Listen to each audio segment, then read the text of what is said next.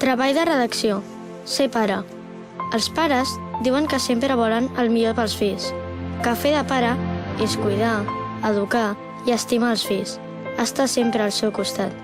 Però el meu pare, a vegades, no hi és. No hi era el dia de l'obra de teatre, ni en aquell partit de futbol, o un dia que jo estava malalt. Sempre he pensat que el meu pare m'havia fallat. Fins ahir.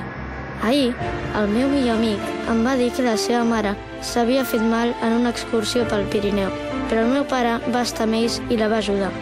I vaig pensar, què hauria passat si el meu pare no hagués pogut ajudar la seva mare? I de cop ho vaig entendre tot. Vaig entendre que si a vegades el meu pare no hi és, no passa res. Perquè com que treballa al RAC, si no està amb mi, és que està ajudant algú. RAC.